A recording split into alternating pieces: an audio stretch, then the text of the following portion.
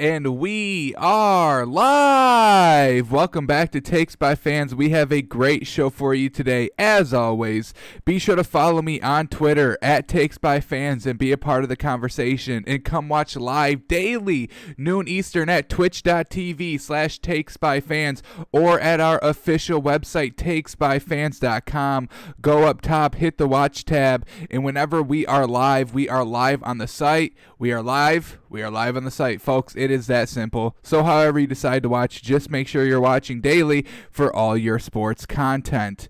Alrighty, today, Tuesday, so we got to update our power rankings. A lot of movement. I've really kind of shuffled the bottom out a little bit, and maybe a new number one, new number two, possibly. So we'll update that. And we will break down Monday Night Football. We had two games on.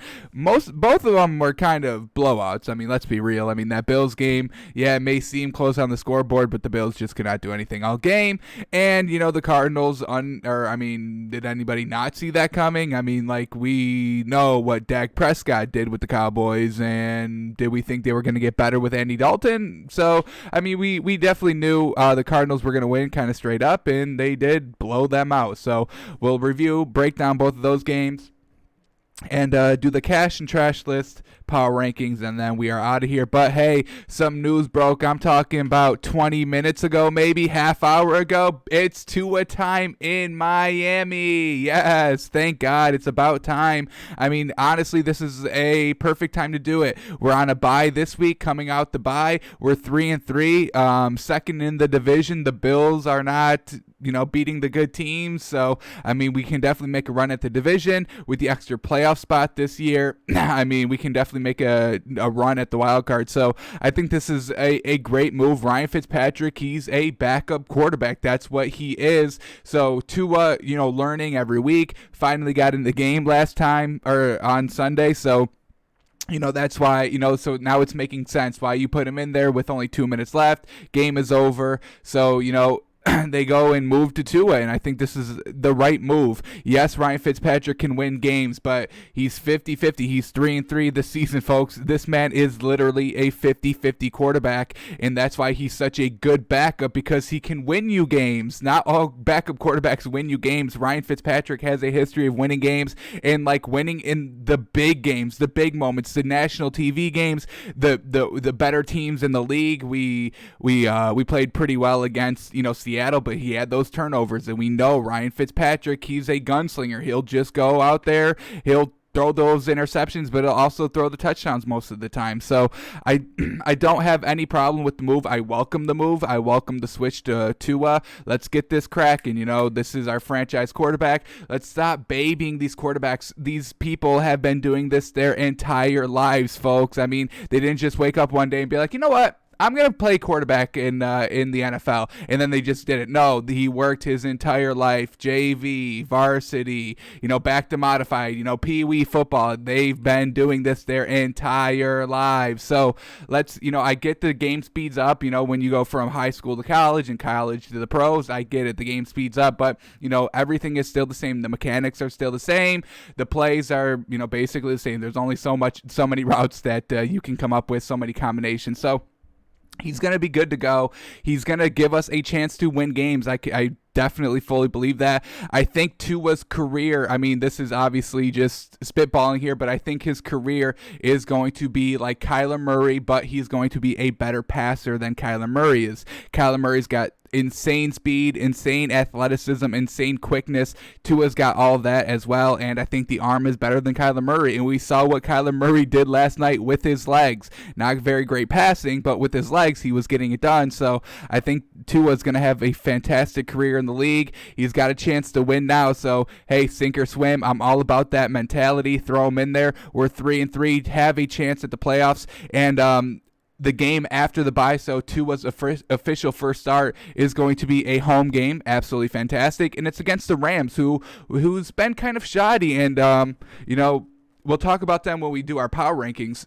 But The Rams they're a little spotty. They put up the 13, they put up the 30 points, but then they put up like a 19, and the offense isn't cohesive every single game. So they do give me doubts, and this is definitely a winnable game. Our defense is stepping up. We just shut out the Jets. I get it's the Jets, but it's still a shutout. That's that speaks volumes. If we gave up 3, then I would be like, all right, that's a classic game like what the Ravens did, gave up 3 to the Bengals. But this is a shutout. I mean, that's huge for a defense. So our defense is good, and really what Ryan Fitzpatrick was doing was making sure that all of our receivers and running backs and tight ends, that they're doing their job, that Brian Flores didn't want to put Tua in the game if the receivers were not running the right routes or just dropping balls and not being consistent and not being helpful to a learning rookie quarterback. So Ryan Fitzpatrick, he comes in, he's a veteran, he knows what the plays are, he knows what the schemes are, he knows what you're supposed to be doing because he's a veteran, he's been in the league, he knows everything, he's been around the league, he knows what's up. So I think it was perfect for Flores to really just, have Ryan Fitzpatrick help out the young receivers, the young weapons. Now everything's, in line. The offense is running how Brian Flores wants the offense to run. Ryan Fitzpatrick is a little limited in, the deep ball, the accuracy, the arm strength. So, we can definitely have more breakout plays with Tua. He's got the huge arm. He's got the quick legs. So, I mean, we're going to have an explosive offense. Everything's been going right. We're 3-3. We've got a chance at the playoffs. We have a chance for the division. So I've got no problems with this call. Ryan Fitzpatrick, he's a career average backup, 8-8 quarterback. We're 3-3. It's time to make the switch.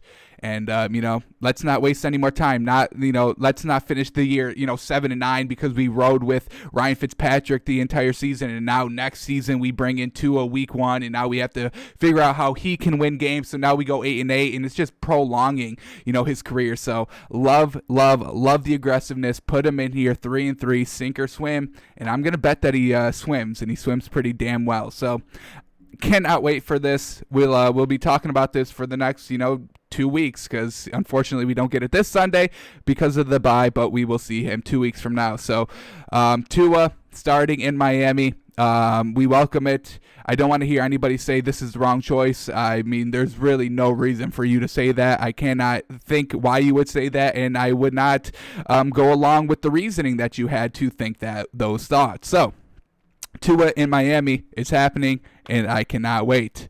Dolphins Super Bowl champions, I may have to put him in the power rankings. We saw what he did, 100% completion percentage on Sunday. So Tua, best quarterback in the league, I think.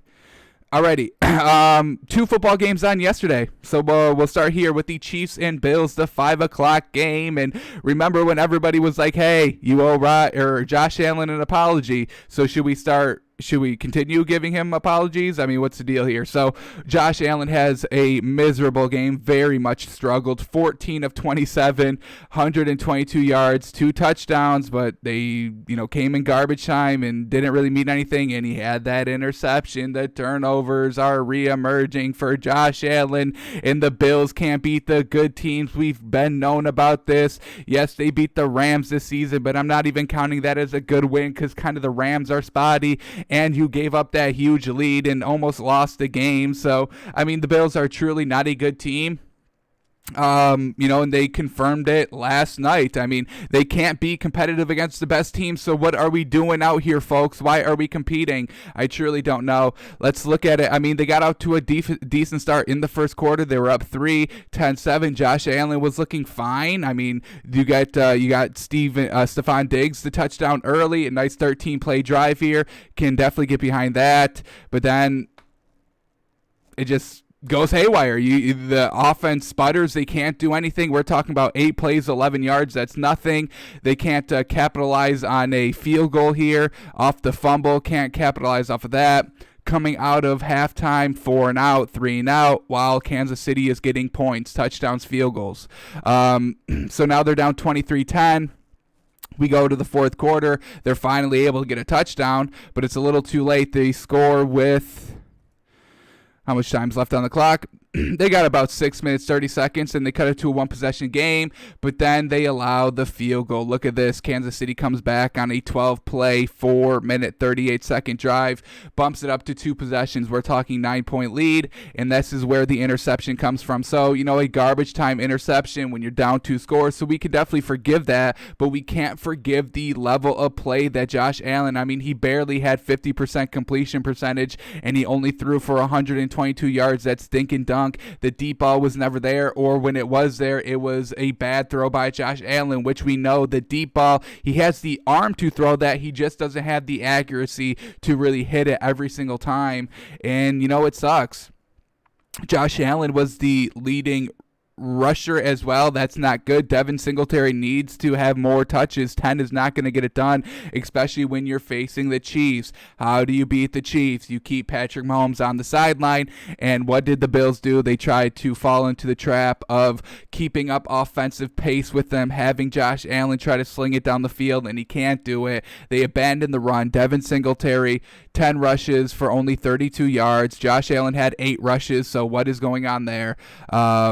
Stephon Diggs was the leading receiver, but he only had 46 yards. The offense really, truly was not on point. The rush game, the pass game, they could not do anything. The score makes it a little bit closer than what this game actually was as well. The Bills, they got out to a decent start, but they just could not do anything for the rest of the game, honestly.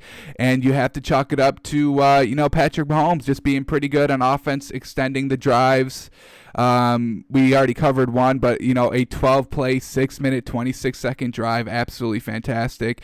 13-play, 7-minute, 47-second drive.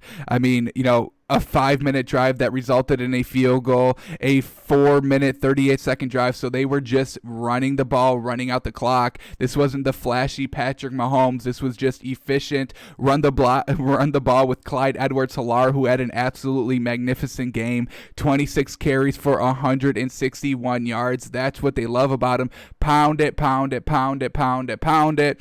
Run out the clock, pick up the first downs, extend the drives.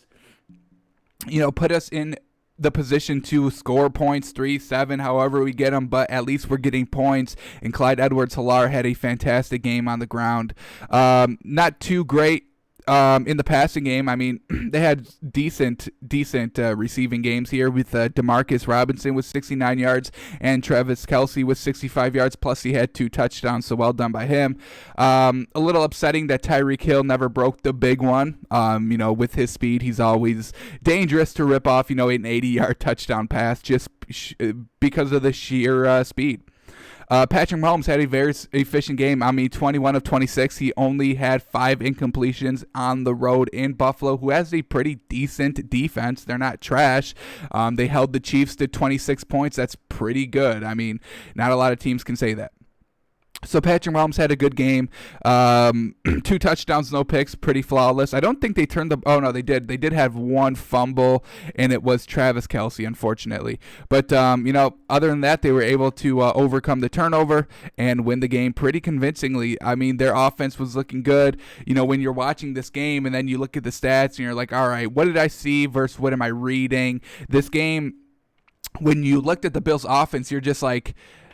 They're not going to be able to score. Where, the Chiefs, they're kind of, they're punting as well, but you're like, they have literally any second here. They're going to open it up. I know that they can score in an instant where the Bills really don't have that. So, all game you're just like, man, this Bills defense, they really cannot move the ball. And the Chiefs, you're like, any single play, they can hit the home run. So when you're watching it, it didn't even feel competitive. It didn't even feel like a 9-point win for the Chiefs. It felt a lot larger than that, in my opinion. But, once again, we should be apologizing to Josh Allen for below mediocre stats and losing games and not being competitive against the best teams. But we should be, praising Josh Allen for, beating, Miami or Jets, and Giants in Washington. We should, applaud that because, beating the bad teams is what you want in the league, right? So it's just comical, Bills fans. Unfortunate, but you can't beat the good teams. You've proven it these last 2 weeks. You dropped to 4-2. Not a great look for Buffalo. Yes, Josh Allen is decent, but not always showing up in the big games, and that's what I want to see. I don't care if you're beating the mediocre teams. I don't care if you're beating Philadelphia, Washington, the Giants, Atlanta, Detroit, Jacksonville, Cincinnati, Carolina, the Jets, Dallas. I don't care. Denver, Patriots even. Patriots aren't even good now. And, so I don't care if you're beating all these teams, which the Bills are beating these caliber teams, the lesser teams. Bills not looking good. They got the home game. Can't beat Kansas City at home. You're not going to beat them on the road. I can tell you that. Josh Allen definitely has to step it up a little bit, be better early on. And just be more accurate. Unfortunate. So the Chiefs get the win, and once again, the Bills will not be seeing the top 10 in our power rankings. It's just unfortunate, but they're not beating the good teams, so there's no point of having them in the top 10 if every time they face good competition they're going to lose. So we put the Bills outside the top 10. Spoiler alert. Alrighty, and that brought us to our second Monday Night Football game of the night last night, Cardinals and Cowboys. And was there anybody shocked at this score? Is there anybody that's shocked that the Cardinals won and the Cowboys lost? I mean, the Cowboys, going into last week's game, they were just an all right offense that never really got going until the second half, and their defense was absolutely atrocious. They're giving up 30-plus points to the Giants literally every single game. They're giving up 35-plus points. I think they were giving up on average like 36 points a game. That's unheard of. So you can never expect to win any games by giving up that many points. So your defense stays the same. Coming into this game, your defense stays the same, and your offense got worse. So why is there confusion? Why was there people thinking Dallas could win this game? I have no idea. The Cowboys' defense is absolutely trash. Andy Dalton is not performing as well as I thought he would be doing. I thought he'd play a little bit better than what he did. Zeke is still fumbling the ball. Where the hell did that come from? We haven't seen that from him. And the offense was a little conservative, to say the least. So let's start with the Cowboys here. Andy Dalton, 34 of 54. They wanted this man to pass 54 times. You know why? Because they got down big. They had fumbles. So if you can't trust the running game, I guess we have to trust Andy Dalton, who's proven a history of 8-8 mediocrity. So, I mean, 34-54, it's all right. I guess I can forgive it. You went out there and threw the ball 54 damn times. I mean, we barely ever see that. That is not a common thing in the NFL to go and throw the ball 54 times. He only had 266 yards on 34 completions, so that is totally dink and dunk. That's worse than dink and dunk. I can't even think. That's dunk and doink. I don't even know. Like, that's truly not even spreading the ball down the field. That's why I said that they were very conservative in their offensive game plan. You have the receivers. Andy Dalton has played with, good receivers. He had A.J. Green his entire career. So they had to really try to open it up. Amari Cooper and CeeDee Lamb are more than capable of catching, not on target passes that Andy Dalton would throw coming in as a backup, coming in only working with really the second team, only having one real week of full practice with the starters. You would have to just trust Amari Cooper and CeeDee Lamb to catch, these off-target throws. But they really didn't attempt to throw the ball down the field, and when they did, the game was already over. So unfortunate.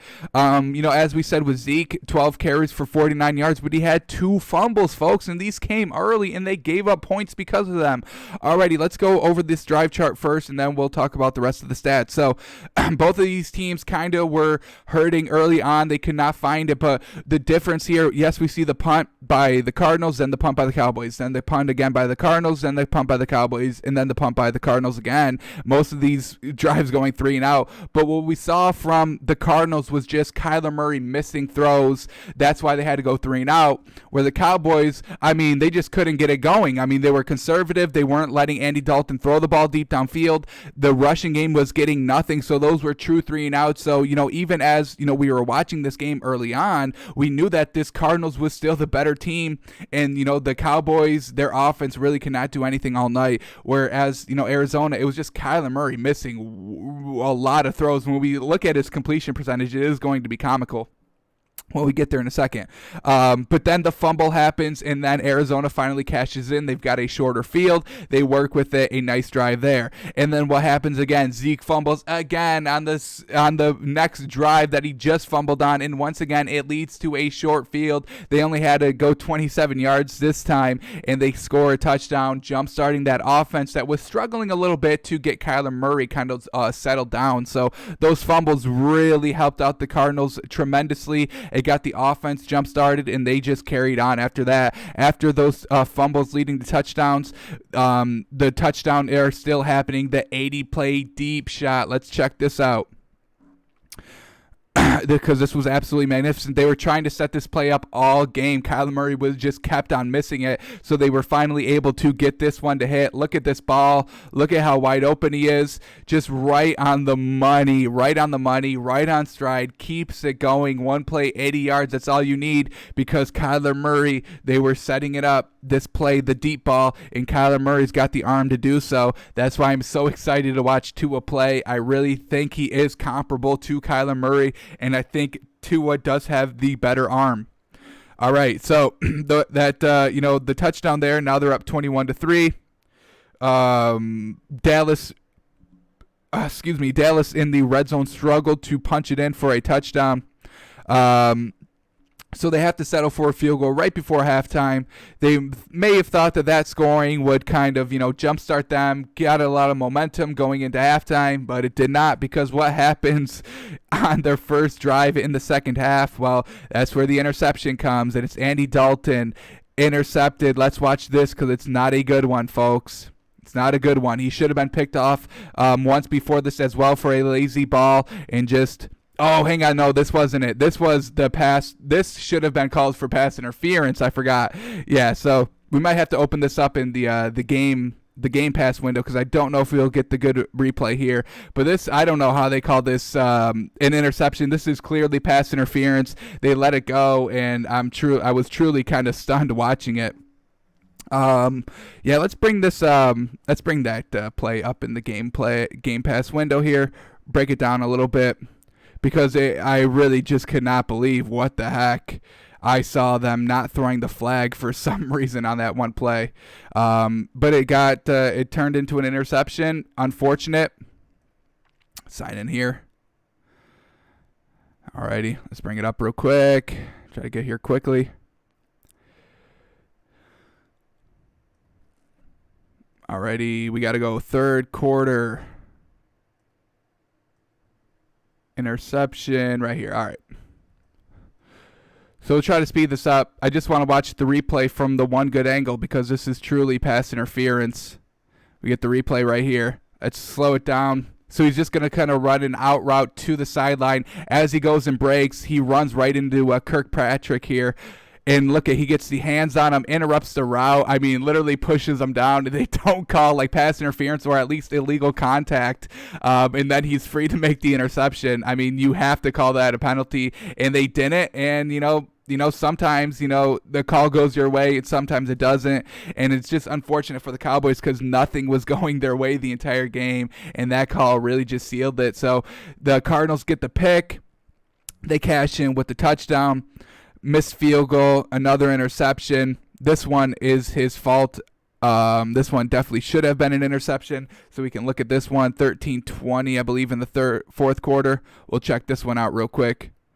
Just because we know, we did our in-depth analysis of Andy Dalton on last Wednesday, and we didn't like what we saw. So, we're not surprised at this outcome at all. We know Andy Dalton is not a good thrower. We know that, he went 9 of 11 for 100 yards, but on, their big drive, it was just all running and setting up the dink and dunk. That's what Andy Dalton did, and we see the interception here in the red zone. Never sees the safety coming over to jump the route. He's right here. He's going to go up and jump it. Andy Dalton just tries to make an easy throw here. Just doesn't. He got red. He got. So unfortunate. Andy Dalton doesn't have a good game. We know he's not good, and they struggle. We know that. We really knew that this Dallas offense would struggle. They struggled with Dak. So why are they not going to struggle with Andy Dalton? We know Andy Dalton is not as good as Dak Prescott is. So Truly, really, I mean, this was a no-brainer game. It was Cardinals +1. We took them straight up in our moneymaker. We hit. I mean, great day for the Cardinals. So let's talk about what the Cardinals did not do well, and they kind of struggled as well. Well, let's watch, or let's look at Kyler Murray's stats here. 9 of 24. 9 of 24. That's like 33. That's like 33%, folks. 188 yards. So the man was absolutely slinging it. We saw the 80-yard touchdown pass. 2 touchdowns, no interceptions. Absolutely love it. What helped this Cardinals team is the running game. Kenyon Drake. I'm a big fan of him. I think he's one of the top running backs in the league. He can definitely produce. 20 carries for 164 yards and 2 touchdowns, averaging 8.5. No, just basically 8 yards a carry. Truly helped out the Cardinals tremendously. The running game opens up the pass opens up the run. In this case, it was the run opening up the pass because 9 of 24. I mean, folks, come on. All right. Now let's check at the receivers. We know that this Cardinals team loves to force the ball to DeAndre Hopkins, and they still did it this game, folks. They still did it. Don't let these stats confuse you. Christian Kirk, 2 receptions for 86 yards and 2 touchdowns. We saw the 80-yard bomb. That was to Christian Kirk. So 80 of his 86 yards came from one play. DeAndre Hopkins, 2 receptions for 73 yards. So he was the second leading receiver. But look at the targets, folks. 8 targets. He was targeted 8 times. They were trying to force it to him. A third of the throws that Kyler Murray made were to DeAndre Hopkins. That is our one kind of knock on this Arizona team, is that they like to kind of focus on DeAndre Hopkins being the reason why they're winning games. But what happens when they open it up a little bit? Kenyon Drake, running game, 164 yards. They blow out, and they're able to put up 38 points. Absolutely fantastic. So DeAndre Hopkins, he had the most targets by far. The second leading targeted receiver was Larry Fitzgerald with 4, and then the third was Christian Kirk with 3. So, I mean, they still like to get the ball to DeAndre Hopkins. Didn't find him a ton in this game, and when he did, it was kind of, towards the end of the game when the game was already over. But these first couple drives in the first quarter, they went 3 and outs and, 10 plays for only 36 yards and a punt because Kyler Murray was trying to force DeAndre Hopkins the ball and was a little inaccurate on those attempts. So we are still a little hesitant. They are still getting the ball to DeAndre Hopkins a little too much, in my opinion. I want to see Larry Fitzgerald get it more. I want to see Kenyon Drake get it more with the read option. I would like to see that. But they get the win, and, we saw a good running attack. Kyler Murray had 74 yards rushing, 188 yards passing, and Kenyon Drake had 164 yards on the ground. So absolutely fantastic. And their defense absolutely destroyed the Cowboys. I mean, they picked off Andy Dalton twice, so well done. And they didn't recover. Oh, and they got 2 fumbles. I mean, they forced 2 fumbles on Zeke and got it. So 4 turnovers in total. Let's look at the sacks. We got Buda Baker. He was literally all over the field, folks. I think he had a fumble recovery, a forced fumble, an interception, a sack, a tackle for loss. The man was literally all over the field making big plays. So we know this Cowboys offense isn't great. So is the Arizona defense that good, or was it just because the Dallas Cowboys offense was not great? That is something that we have to leave up. I would lean more toward the fact that the Cowboys offense was not great, in that it wasn't so much Arizona's defense, but they put up, they took all the advantages that they could. They scored on basically all these turnovers. I think they scored on all of them. Fumble, touchdown. So the 2 fumbles account for touchdowns. The interception accounts for a touchdown. The interception accounts for a field goal. So they were scoring so many points off those turnovers, folks. That is a huge green flag. That is something we love to see, and we don't see a lot of teams capitalizing off turnovers with touchdowns. They'll settle for a field goal, or they'll get nothing at all. And Cardinals, 3 out of the 4 turnovers, they cash in 4 touchdowns. So that is huge. I don't expect them to get 4 turnovers every game, though. So that's where the offense struggling, they had to kind of rely on short field. So I'm not going to knock them for that, but that is kind of how this game went. Kyler Murray got off to a really shaky start. The fumbles by the Cowboys really opened up the offense for Carolina, or for the Cardinals, but I don't know if they're going to get bailed out like that. So I'm a little hesitant to kind of move them into my top 10. I will. But, that's my one kind of reserve judgment on the Cardinals, is they try to force DeAndre Hopkins the ball a little too much, and their defense is a little shaky, and they had to rely on their good defense here with the 38 points, because if they don't get those 4 turnovers, I'm not sure how many points this team actually scores, truthfully. Alrighty, so that is the Monday Night Football from last night. Chiefs and Cardinals both getting pretty solid wins, pretty dominant wins, and they may be able to move up the charts because of it. But before we get into the power rankings, let's update our cash and trash list. Week 6 is in the books. Every team that had a matchup played, so we can finally reevaluate everybody on the cash list. So this was the cash list going into week 6. Russell Wilson, Steelers defense has been in absolute tear. Aaron Rodgers has been on an absolute tear. Derrick Henry, Brandon Cooks, Chase Claypool, Ryan Fitzpatrick, the Miami Dolphins defense, and DK Metcalf are all on the cash list. So with that being said, let's go one by one and review them. Russell Wilson will start at the top. Russell Wilson, he's on a bye this week, so we're not going to take him off the cash list. We're not going to penalize him for not playing. We'll just pick it up next week and see what he does. Alrighty, the Steelers defense still on here, and they had a matchup with the Browns last Sunday, and they held them to 7 points. Oh, and they got Baker Mayfield benched. Oh, and they also picked up Baker Mayfield off 2 times before he went to the bench, and just an absolute great game. When you only allow 7 points in an entire NFL game, that's truly something to be proud of. When you're forcing turnovers, add an extra, more even proud of. On top of that, when you get the starting quarterback benched because of how awful you're forcing him to play, I mean, it doesn't get any better than that. If anybody, I mean, literally in everybody's game plan, there should be a situation if we play so good defensively and the quarterback gets benched, this is what we do. I mean, we saw the Steelers do it. We saw the Dolphins do it 2 weeks ago against the Niners, benching Jimmy Garoppolo, and now we get the Steelers. Great defense doing it here against Baker Mayfield. So absolutely, we are going to leave this Steelers defense on the cash list for another week. Absolutely super impressed with what we've been seeing from them. The Steelers defense is a huge reason why I like the Steelers overall, and that's why going into this week, they were my number 3 team in our power rankings because I love their defense so much. I think it's the best defense in the NFL, and then you get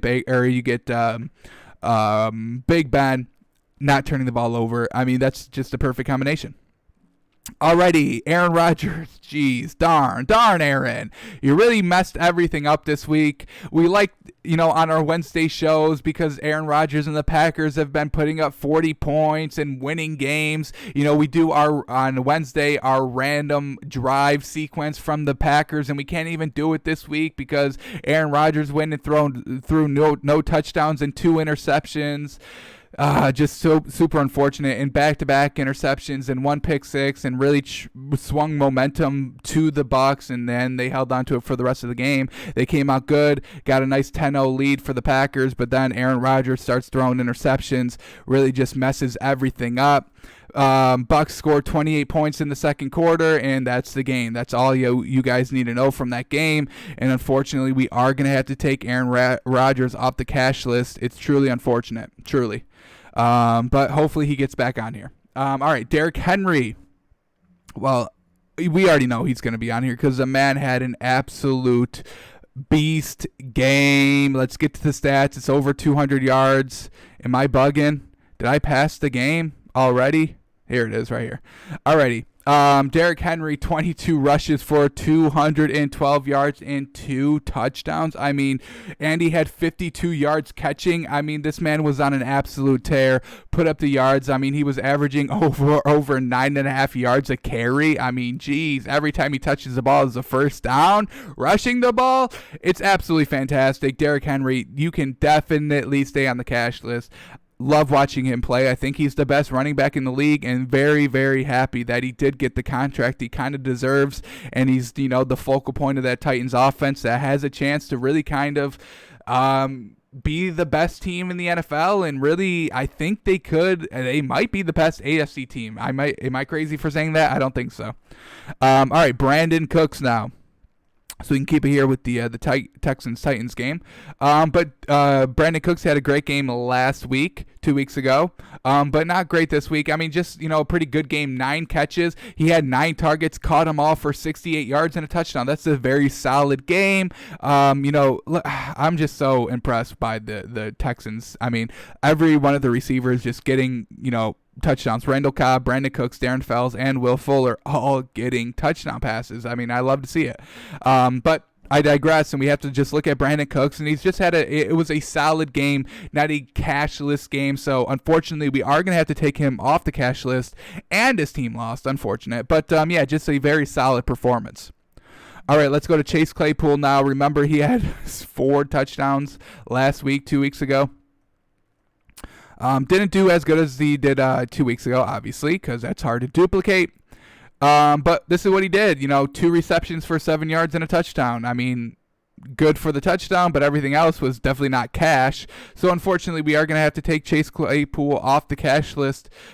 Just unfortunate that the Steelers' offense wasn't more explosive. It's just, they didn't call his number this game. Unfortunate, but that's how it goes. They got touchdowns by James Conner, their running game, and they got Chase Claypool. Did I read that wrong? I did. It's 4 receptions for 74 yards. I was looking at Chase Claypool's rushing ability, which he had 1 rushing touchdown. But, overall, just, a mediocre game still. 4 receptions, 4 targets. That's very good. 74 yards is still very good. Just not really a cashless performance. Just definitely a solid performance. And, nothing wrong with those. Ryan Fitzpatrick, he was on the cash list. Remember, he went from the trash list to the cash list last week. And, just a good performance. I mean, this is the performances that we get from Ryan Fitzpatrick. 18 of 27, 191 yards to 3 touchdowns. All that's good, but then they come with those 2 interceptions. I mean, this is why they're benching him, folks. I mean, if it's not clear, this is why they're benching him right here. You're not winning games 100% of the time with this. This is a 50-50 kind of stat line record. Fortunately for us and Ryan Fitzpatrick, that they faced the Jets last week, and they were able to kind of make this stat line work. But, absolutely. You got to bench him.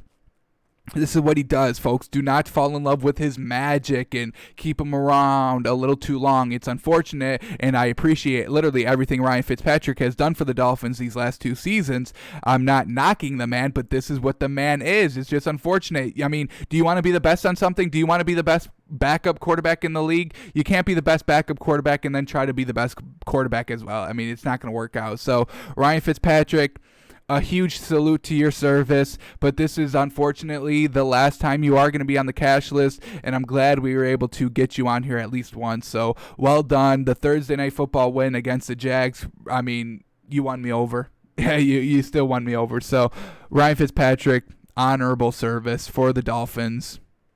You did your job very well, very well.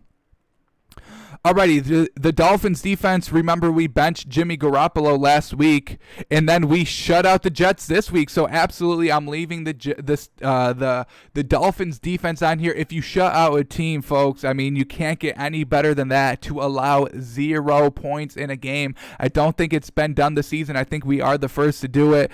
The Ravens got close last week with only allowing the Bengals 3 points. But hey, 0 is obviously better than 3, and I'm going to keep the Dolphins defense on here for another week. And that rounds us out with DK Metcalf. Once again, he's on a bye with the Seahawks, so we will leave him on here. Alrighty, let's go to our additions now, and we do have a couple of them, 4 additions. Alrighty, let's go to Atlanta for our first cash list nominee, and it's going to be from the Falcons. And we're going to put Julio Jones on here. I mean, he's back, first game back from, the quad injury. Hamstring, I think. But 10 targets, 8 receptions for 137 yards, 2 touchdowns, doing big things. Just unfortunately, maybe a week too late to do these things now that you got your coach fired. But Julio Jones, he's back, he's good to go, and we are going to put him on here. 2 touchdowns, over 100 yards. Love to see it. Julio Jones, welcome to the cash list, my man. What was it? 10-18 on Sunday? I believe so. Alrighty. Our second edition this week. I mean, we have Derrick Henry on here, but I think we're gonna have to put his his Batman, his Robin, however you want to describe that duo of Tannehill and Derrick Henry. But we are going to put Ryan Tannehill on. I mean, 30 of 41 for 364 yards, 4 touchdowns to pick. If you're throwing 4 touchdowns, I can allow a pick. And the man...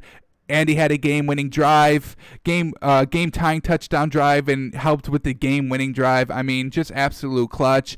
Ryan Tannehill on the rollout is as deadly as anybody, and that's what he does so spectacularly. He knows his strengths, and I can definitely appreciate that. He's got some good weapons, utilizing them, and he's just having a great year. I love it. Ryan Tannehill, well done, and welcome to the cash list, my man. Alrighty, let's go to the Cardinals game from last night. And this is where we're going to end it. Our last two cashless performers are coming from this Cardinals game, so here it is. We are going to put Kenyon Drake. 20 carries for 164 yards and 2 touchdowns. Really was kind of the one constant of this offense all night, where Kyler Murray was throwing, 33% and everything else wasn't, getting it done. But, hey, Kenyon Drake's rushes, opened up Kyler Murray for the rush, opened up Kyler Murray for that 80-yard pass. So everything really opened up because Kenyon Drake had an absolutely great game. On the road, you pretty much run the ball a lot more, and the Cardinals did that, and they did it so well that Kyler Murray was able to throw 33% and still win the game for some reason. So well done to Kenyon Drake. Gonna reward him with a cashless performance, definitely. Alrighty, and then our last one, we've got 2 defenses on here, but I do want to do one more defense because they earned it. This Cardinals defense, folks, 4 turnovers. And you scored touchdowns on all those turnovers except one, and you cashed in a field goal on it. So, just truly amazing what they were able to do. The running game, just was non-existent because of it. They forced 2 fumbles from Ezekiel Elliott, and then when Andy Dalton wanted to try to come back in the second half, they put the kibosh on that with 2 interceptions. So Cardinals defense rounding out our last cashless spot here. You love to see it. We'll see which one of these defenses can stay on here the longest. Will it be the Dolphins, Cardinals, or Steelers? I'm going to go with Steelers. But, hey, it's really anybody's best defense, truly. Alrighty, let's go to the bad side of the list. The side of the list nobody wants to be on. It's the trash list, folks, and this is what we had for it going into this week. Adam Gase, because he can't win a game and never looks good coaching and can't put up any points. Matt Ryan for throwing the touchdown in the end zone, when you had a chance to tie the game in the second half last week. Carson Wentz just throwing multiple interceptions, losing games, pretty much his fault. Jimmy Garoppolo, he got benched, folks. That's how bad he was doing in the first half. Phillip Rivers back to those interceptions, and Mike Bagley, unfortunately, for missing field goals. All right, so we will start with Adam Gase. Did the Jets win? No. Well, then they stay on the list. They put up 0 points. They got rid of their best player, Le'Veon Bell, and they can't do anything. 186 through the air, 46 on the run. Just truly punts. What did we count? I think we counted 6 3-and-outs last week or for this Dolphins game. It's truly pathetic what this man thinks he's doing. He needs to be fired immediately, like right now. Hey, do it now. If you're watching the show, the general manager for the Jets, and you need a reason to fire him, right now is the reason. Do it. Call him right now and fire him. I'll do it for you because I would like to talk to him for the Miami years. But anyway, Adam Gase needs to be fired. I don't know what else to do for Adam Gase. I don't know how he's still in the league. Is it blackmail? It may be, because he does not deserve to be in the league. So Adam Gase is going to be kept on the trash list, no doubt. Then we go to Matt Ryan. He had a pretty good game. I was very close to putting him to the cash list, to be honest. 40 of 30 for 371 yards, 4 touchdowns, no picks. I just put Ryan Tannehill on the cash list because of those stats, but I decided to put Julio Jones instead of Matt Ryan. Unfortunate. But, definitely a great game. Very close to cashless performance. Don't get me wrong. I'm just not going to put him on there. It was just kind of a close call, and I decided against it. All right. Carson Wentz. All right, they lost again, but he didn't throw any interceptions, and I can definitely, get behind that. Let's all relax because I saw a lot on Twitter and a lot of people that talk sports on the daily. Not going to mention any names, saying that we need to give this Carson Wentz team a pass, and the Eagles are so injury riddled these last 3 years, and we need to keep making excuses for them over and over and over again. But folks, let's all remember that he's still not able to get this offense jump started. The only reason why that this team or this game was even slightly competitive is because of the running game breaking it open and allowing them to get back in it. I mean, the third quarter, Miles Sanders goes for 75 yards rush again. What did he do last week against the Steelers? The same thing. Steelers up 10-0, picked off Carson Wentz. They got no momentum. They were not able to move the ball. And then that 75-yard run by Miles Sanders goes for the touchdown. So it happened in the Steelers game, kind of brought back momentum to the Eagles, and they were able to kind of make the game a little bit more competitive than what it actually was. The same thing happened again. They put up 0 points in the first half, folks. I'm sick of giving, passes and babying teams because they don't perform well in the first half, and then they play decent in the second half and make it a competitive game, and then we're all talking about, oh, the Eagles were so close to beating the Ravens. No, they weren't. They didn't do anything in the first half. Like, they were the reason why they lost, because Carson Wentz couldn't string together good drives, and they had to rely on a 75-yard home run hitter running for a touchdown. So let's relax with the Eagles. We're so close to beating the Ravens, and they should have beat the Ravens, but they're also injury riddled, and Carson Wentz didn't throw an interception this game, but he lost his tight end and he lost his running back. Yes, but that didn't happen until after they got back into the game because of Miles Sanders' good play. So let's all relax on Carson Wentz. He's not good. He throws the interceptions. The Eagles overall are not a good team. Yes, they're injured, but let's stop, excusing the teams. Find ways to win, please. Stop saying, oh, we're injured, so we can't win. I don't want to hear. I wouldn't want to hear if I was a fan. I don't care. Are you winning? Are you being competitive? I don't care who you have out there. Next man up mentality. Let's all start stepping up and winning games. The Eagles don't do that. They don't show up in the first half ever, so I'm not giving them the benefit of the doubt for almost winning games in the second half. I don't care. You should show up the entire game. So that was supposed to be that Carson Wentz is getting off the trash list, if you did not know. He threw no interceptions. He still isn't good, but I'll give him a break for not throwing those interceptions. He's still not getting the drives off, but the main reason he was on there was because of those turnovers. He didn't have any. Oh, no, he did have the fumble. He did have a fumble. That is the turnover that they had. I think it was one turnover, and it was his fumble.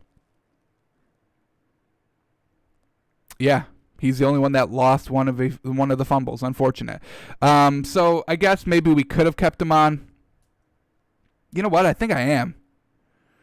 That completion percentage is trash. That's like 50%. I'm going to put him back on there. I originally had him off, but I'm going to put him back on there. Let me undo this. Okay. Right, yeah. All right. He's back on there. We undid it. I went back in time and undid it. Carson Wentz, I've talked myself into keeping you on the list, although I did have you off here on my pre-notes. But, yeah, we're going to keep him on here. 50% completion percentage, the turnover, not doing anything in the first half, and then crying, oh, I've got no receivers. I don't care. I don't want to hear it. I don't want to hear it. I'm over hearing it. I heard it for 3 straight years, and we're still talking about it, and they're still not winning, and they still have a chance to win the NFC East. So instead of dwelling on what you don't have, how about you go and win the division? How about that? It's still up for grabs. The first place, what is it, 2 wins? 2 wins? 2-4. You guys are in second. So please, let's stop with the excuses and get to the playoffs, because there's really nothing standing in front of you, truly. Alrighty, Jimmy Garoppolo. Let's see what he did. They got the win. Very good for them. And he played the entire game. Once again, a good sign for Jimmy Garoppolo, who, got benched mid-game. When do you see that? When do you see starting quarterbacks get benched mid-game? Baker Mayfield and Jimmy Garoppolo. Not great. Not great, folks. All right, so here we go. Jimmy Garoppolo, 3 touchdowns, no picks, 23 of 33, 268 yards. That's very good. I can get behind that. I don't think he fumbled either.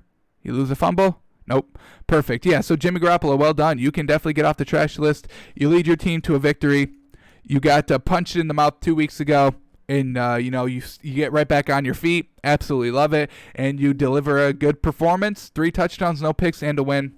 That is definitely not trash worthy. Definitely not. All right, Phillip Rivers.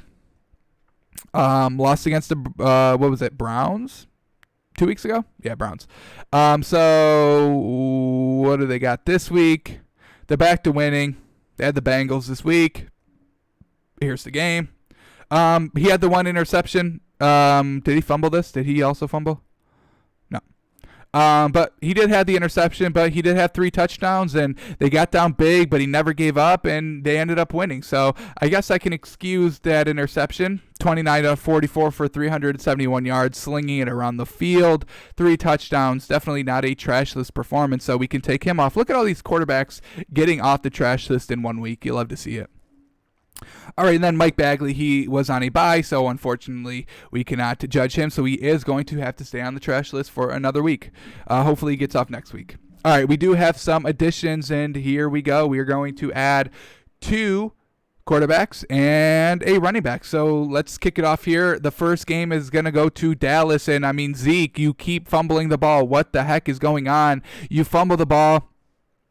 And you give all momentum to the Cardinals, and then you did it again, and you're supposed to be the Cowboys' best player. Now that Dak's out, you have to step up and be the leader, and you're still fumbling the ball, and you're still fumbling away the games. I mean, the Cardinals could not put really anything together until that fumble occurred with the short field, and not only did you do it once, but you did it twice, and the Cardinals never slowed down from that point, and, unfortunately, Zeke did not have a great game. 2 fumbles, that leads to 14 points. Zeke, you got to clean it up, especially when you were supposed to be, the number 1 player now. Now that Dak's gone, this is Zeke's team. They paid you first. Go out and show that you earned all that money. You haven't done that this season, and you definitely did not do it last night when your team needed you the most, truly. So Ezekiel Elliott, unfortunate, but you are on the trash list. Welcome. All right, let's keep it going. Kirk Cousins. I gotta put you on, my guy. You can't run from me and hide from me forever. Once again, this is kind of like, the Eagles game where the Vikings made it a lot closer than what it actually was in the second half after Kirk Cousins came out and threw 3 interceptions in the first half and put up no points, and then they want to go and put up, 3 touchdowns and 23 points in the second half and act like all is forgotten. It isn't forgotten because you lost the game in the first half. You're down 20-0. The offense couldn't do anything. You're turning the ball over. I mean, so I don't understand why they think that they can come out here and play 1 good half of football and expect to win, and expect, when they lose to have excuses made about them. I'm over it. I'm over the excuse making when you play 1 good, whether it's, the first half or the second half. That Bills-Rams game, both of them played, 1 good half of football, and really, I mean, the win could have really went either way. Vikings, they're doing it here. The Eagles, they do it all the time. So I'm truly over that. I want to see teams playing great football all 4 quarters. I want to see teams playing great defense late in the game. I want to see bend but don't break defenses. Okay, you can give up yards, you can give up points, but when it comes to crunch time, I want you to stop. That's why, the Steelers, the Titans, the Seahawks, the Chiefs, the Ravens, that's why these teams are all in the top, 5 best teams in the league, because they do that. They bend but don't break defensively. They play really good football really the entire game, all 60 minutes. Maybe might take a couple of drives off here and there, but overall, as a whole, they play great defense. But the Vikings here, they don't, and Kirk Cousins is not good, so I'm not even looking at 24 of 36, 343 yards and 3 touchdowns. I don't want to hear it. You did nothing in the first half, got down big, and could not claw your way out of it. And then is looking for excuses. So Kirk Cousins, welcome to the trash list. You've got only 1 receiver, and you're on the trash list. I do not think this is where you expected your career to head. Unfortunate. All right, and then that brings our last one. It is another quarterback, and I mean, let's go to the other quarterback that was benched at halftime, shall we? Here it is, Baker Mayfield throwing 2 interceptions, 10 of 18 for only 119 yards, a touchdown, a pick, threw the pick 6 there. The second interception leads to a touchdown, so 14 points off the swing because of Baker Mayfield in the swarming Steelers defense. As soon as we were buying the Browns and Baker Mayfield, he goes and shows us, he hasn't really changed. Same thing like Josh Allen these last 2 weeks against the good competition.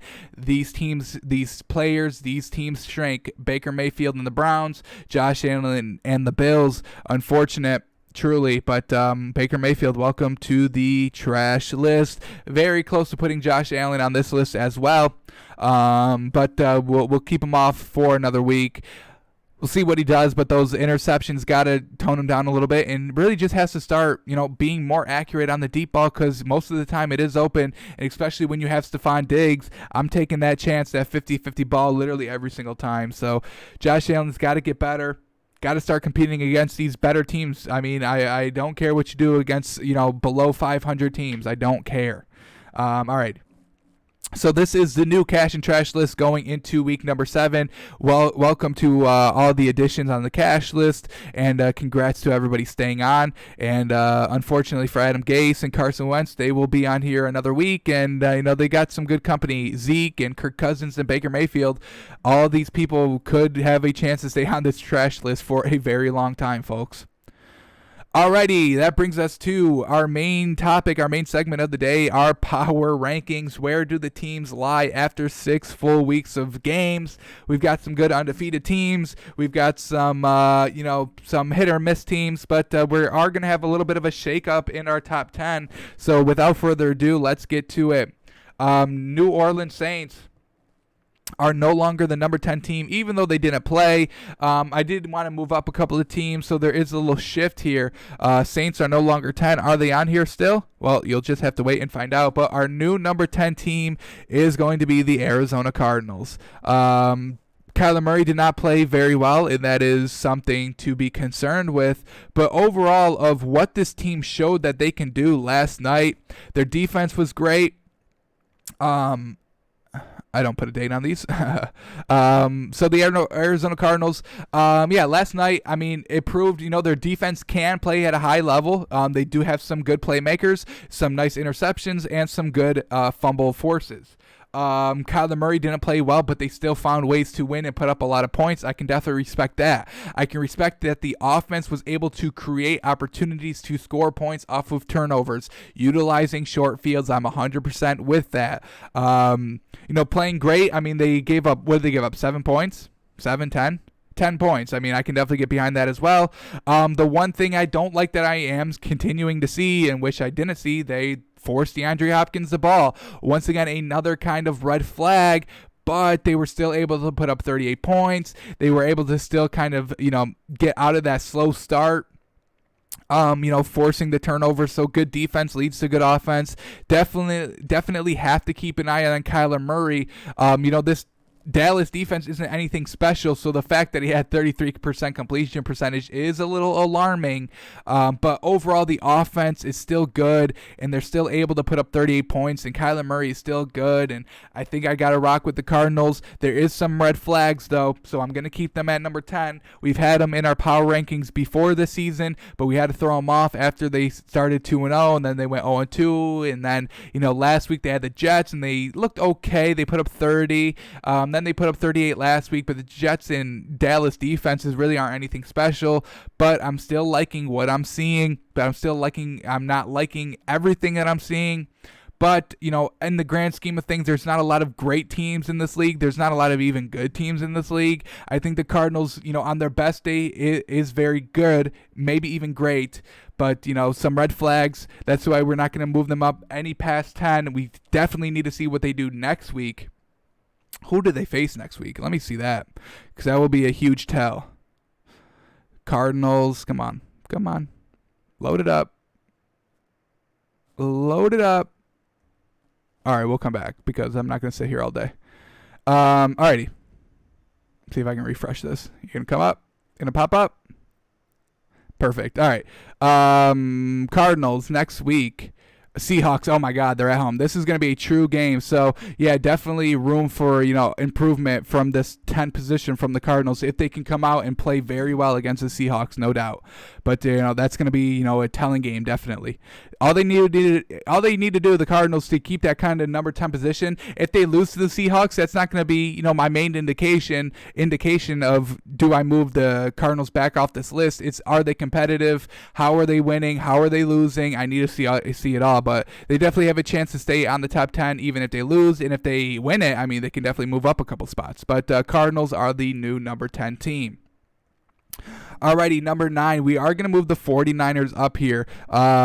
They definitely impressed me of what they were able to do last week. They didn't bench Jimmy Garoppolo in the second half. They were able to kind of hold that Rams offense to not a lot of points, under 20. That's where you want to go. And, the 49ers are moving the ball. Jimmy Garoppolo didn't turn the ball over. 3 touchdowns, successful, efficient game. And that's what I wanted to see from them in a division game, a good game. A game against a good opponent in the Rams. So I like what the 49ers brought, and I may be able to buy them a little bit. We did knock the Raiders out of the top 10. They're on the bye, so they are going to suffer for that, unfortunately. But definitely do want to see more of that Raiders team. But are they hit or miss? Are they spotty? Sure. But their offense is explosive. That's why I do like them. But we'll see what they do next week. But I think I like the 49ers a little bit better. I think I like the better quarterback, Jimmy Garoppolo, over Derek Carr. And the way that they were able to kind of rebound off that bad game, that, shows a real testament to great coaching and everybody buying in. If you get smacked in the mouth and you come back and rebound with the win, no turnovers, you put up the points, I can definitely buy that and respect it. So we do move the 49ers into the top 10 because of the win. And unfortunately, we do have to move the Raiders out. Unfortunate. They didn't get to play to defend themselves, but, that's how it goes sometimes. Unfortunate. What have you done for me lately? That's what I need to see.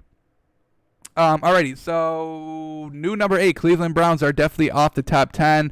They're kind of like Buffalo, that they need to prove that they can win the games against the good teams. I don't care what you do against Dallas or the Jets or early Miami. I don't care what you did against those teams. What have you done for me lately? And we are going to move these Saints into number 8. So they were the number 10 position, but I did want to make room for the Cardinals and the 49ers. So we had to move the Saints up a little bit here, move the Browns out, move the Raiders out. So we moved the Saints up a little bit here. Overall, on paper, their offense is loaded. Their defense is loaded. They've got a head coach who, usually runs a tight ship there. Although, when they do lose, it's because the defense, commits a lot of penalties, a lot of pass interference, a lot of holding, and just giving the offense free yards and, free easy third down. So I do like the Saints team. I like Drew Brees. I like all their weapons. And once, they get Thomas back, they'll be all set. And hopefully they can, be good. I mean, they're still talented on paper. They had a bye, so can't read too much into that. But overall, I like what I see from the Saints. And just because we moved some teams out of the top 10, moved some teams up, we had to force them up to number 8. We'll see what they do this week. Coming off the bye, but it should be good. It should be kind of, this is going to be a true week for them coming off the bye. You need to be good off your bye. You need to get all your kind of wrinkles ironed out. A lot, basically every team looks forward to the bye. All right, we're going to try this. If it doesn't work, we'll try to correct it in the bye and go forward from there. Or, oh, it's working. Let's perfect it during the bye. Oh, we lost. We're not a great team going up to the bye. Let's get to a good team. Let's find out how to do it. We got an extra week, folks. We're going to take it. We're going to, do everything we need. So a huge game this week for the Saints for coming off the bye. So we'll see how they perform. But the Saints are the new number 8 team. Alrighty, the Rams, we're going to leave them at number 7. They've been kind of in this 7 limbo basically for the entire season, kind of up and down, but I think 7's a good spot for them. I like what they can do offensively, but sometimes they don't show that they can do that. We've seen teams we've seen games where they score under 20 points. That's alarming, folks. I don't want to see teams in the top 10 of our power rankings not scoring 20 points. You need to score 20 points. If you don't score 20 points, do not expect to win the game. And the Rams just shoot below that sometimes, and the offense doesn't click, but then sometimes the offense is very good. So I mean, they're good defensively. They usually hold teams to around that 25-point mark where you kind of want to be. So I really don't know how I feel about the Rams. I like their offense. I like their head coach. I like the receivers, Cooper Kupp and Robert Woods, and I think Jared Goff's a very good quarterback, and then Sean McVay, the head coach. I mean, I think he's still smart, but definitely want to see more of them. Let's see how they, fare later in the season. But I think for right now, the Rams, yes, they lost last week. I still think they're number 7. I still think they do. I think they're number 7. There's a lot of not great teams in this league, folks. There's truly not great teams in this league. So I think the Rams are definitely the 7th best team in the league, even though they do have a lot of red flags. So we'll see what they do this week. Are they on a bye this week? Who's on a bye this week? Ravens, Dolphins, Vikings, Colts. So where are they? The Rams. The Rams got the Bears on Monday Night Football this week, so definitely a telling win. This Bears defense has been absolutely fantastic, but the Rams are at home. Hopefully their offense can kind of keep up. But Rams at 7, I think is a good place for them. Alrighty, here we go. A new number 6 team. The Ravens are no longer number 6, and we have a team falling big here, folks. We've got the Green Bay Packers. They lose. They don't look great, so we're dropping them all the way from number 2 to number 6, unfortunately. Just not a great game for the Packers, especially coming off the bye, and they didn't perform very well. Not great. Their scripted plays were good. Their first 2 drives all ended in points, so that was good. But then Aaron Rodgers tried to do too much, and back-to-back turnovers really ruined the game. So the Packers really only lost 1 quarter. They lost the second quarter. Those 2 turnovers, and the Bucs were able to score 28 points out of that. But other than that, the first quarter they won. The second and third quarters were close as well. So I'm not going to penalize the Packers too much. The loss off the bye is not good, but they really kind of only lost 1 quarter in that game. Other than that, they were kind of competitive and were close. So we're going to leave the Packers here in the top 10. I don't think they deserve to come off the top 10 for that. Aaron Rodgers is still showing great things. They still have a lot of pieces offensively that seem to be working. And their defense, besides that second quarter and those turnovers and, everything that happened, played a decently solid game. Let's go back to it real quick. I mean, you take out these 28 points in the second quarter, you're looking at, 10 to 18. I mean, 10 to 10. It's a very close game. So just that second quarter really got out of hand for the Packers because of those turnovers. I mean, I'm not saying that they didn't deserve to lose the game. I'm not making excuses for the Packers. It's just those interceptions really turned the tide of the entire game. And, Aaron Rodgers was never the same after that.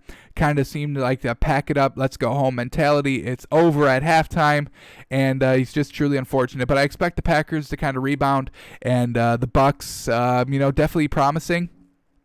We'll see what they do. I still don't have them in my top 10 just quite yet. I maybe should, but I'm not going to. Tom Brady's been a lot of hit and miss so far this season. Kind of good against the bad teams. Bad against the good teams, but they did just beat the Packers. So that is definitely good for them. But I do want to hold out one more week for the Bucs. I'm not a big fan of how they're still scoring the ball. I don't like that they're going to Gronk a lot. You've got great receivers here, folks. Gronk should not be your number 1 receiver. Mike Evans should not have 1 catch for 10 yards. That's all I'm saying. So would like to see him use his wide receiver weapons a little bit more, and that's why they're not in our top 10. So Packers take number 6. Alrighty, number 5 is going to be the Ravens, so we move them up 1 spot. The game was kind of close on paper, the final score, but as I said, I'm kind of treating this game as like a 17-0 halftime win for the Ravens.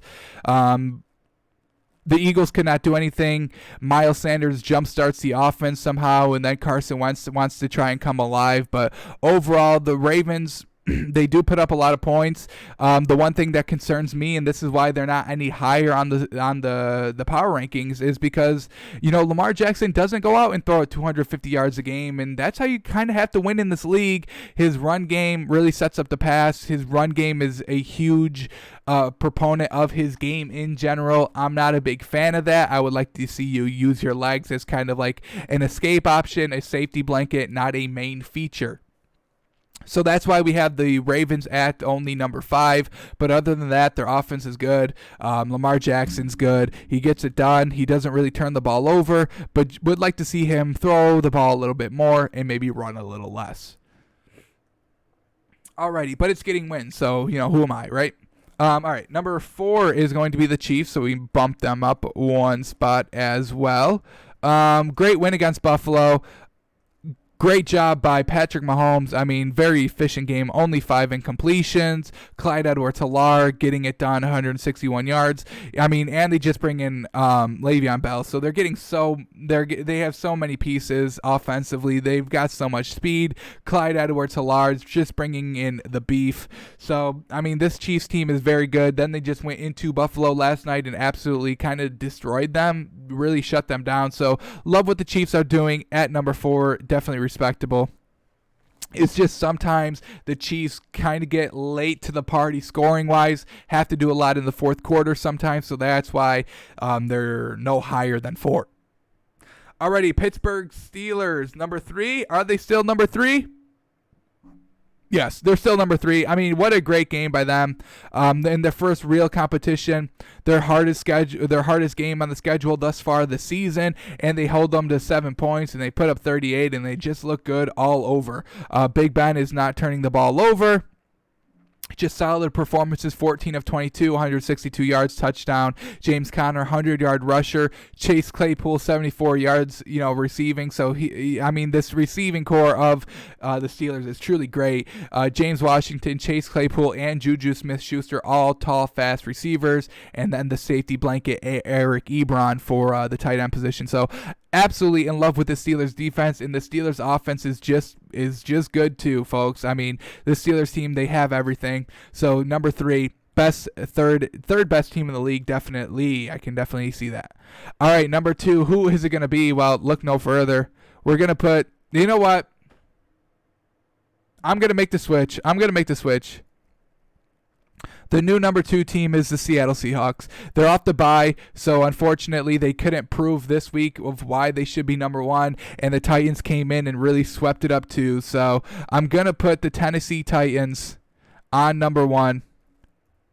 I mean, I'm absolutely in love with them. Ryan Tannehill goes and throws 300 yards. Derrick Henry goes rush for 200 yards. They put up 42 points. They're coming back, from this high explosive Houston team. This is not the 0-4 Houston team that we all know and love from the beginning of the season. This is a newfound Houston team that is utilizing all their weapons and putting up the points every week. We saw 30 2 weeks ago. We saw 36 on Sunday. So this was not an easy opponent for the Titans. Most likely, their hardest opponent this season. And I'm going to make their switch. I think the Titans are now the best team in the league. Ryan Tannehill, they can do it. They've proven that they can win, by moving the ball on the ground with Derrick Henry. They've proven that they can win with Ryan Tannehill throwing it for 350 yards. They've proven that they can both cohesively work together and, put up the big points. So, I mean, this Titans team, they're so well coached. Everybody buys in. That COVID thing would have killed 80% of these teams. I mean, these teams would have just cannibalized internally because of that COVID situation. Oh, it's your fault. It's not my fault. Don't look at me. It's him. We're getting ripped in the media. So now, I'm kind of like a superstar on the team and I don't want to be disrespected. So, now my play goes down because my fans aren't cheering me on and I'm getting slandered by the press.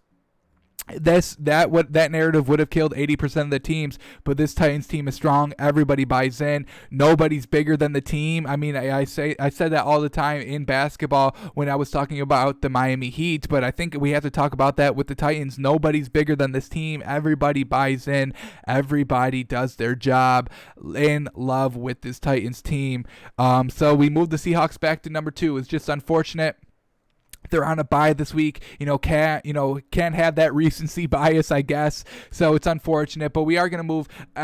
This was a real last minute decision, folks. Originally, I do have Seahawks as my number one on my pre-notes going into the show, but I've been thinking about it literally the entire show. Do I make the switch? Do I not? And I think it's fair that I do. Both of these teams officially have their bye. The Titans got moved up a little earlier because of COVID, and Seattle just had their bye, so they're both 5-0, both looking very good offensively, both looking very good defensively. But just what have you done for me lately? Titans in probably their toughest opponent yet this season.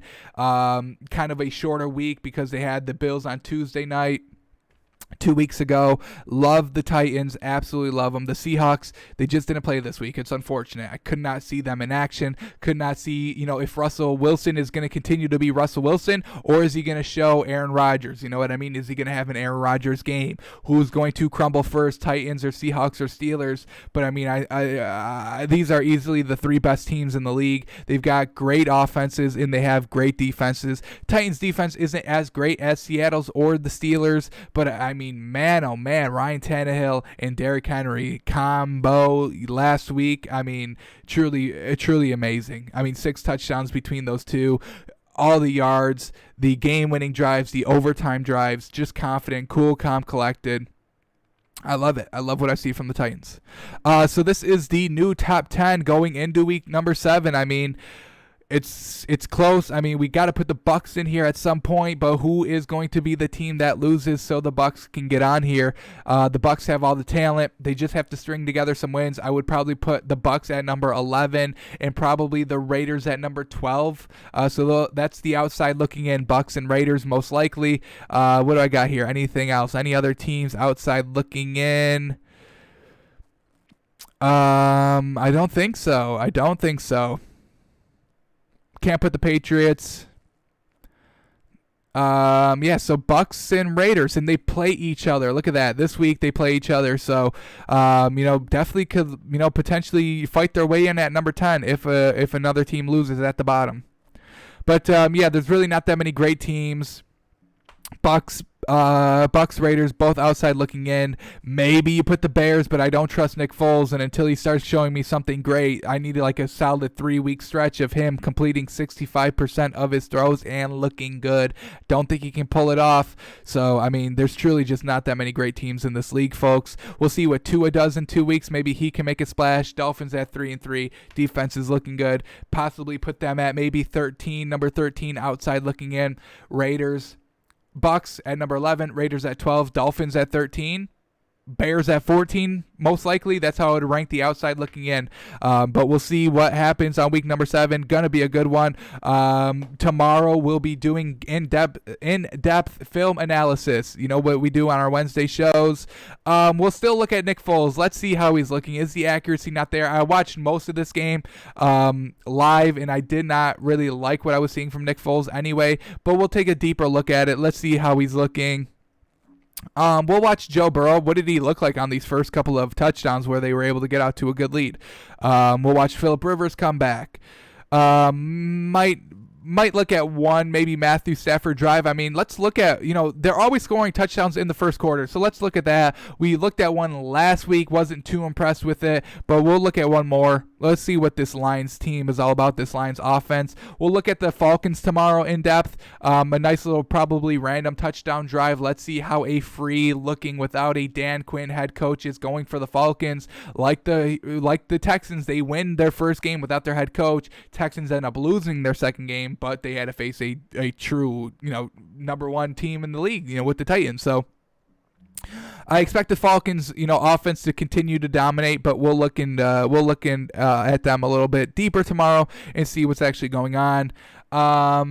Let's look at maybe Kyle Allen. I really don't get why Dwayne Haskins is benched. I really don't. I was going to put Ron Rivera on the trash list this week because, Kyle Allen didn't do anything that Dwayne Haskins couldn't. So 31-42, 2 touchdowns, an interception, 280 yards, dink and dunk. Dwayne Haskins does that. So I really don't get it. What do we look at this game?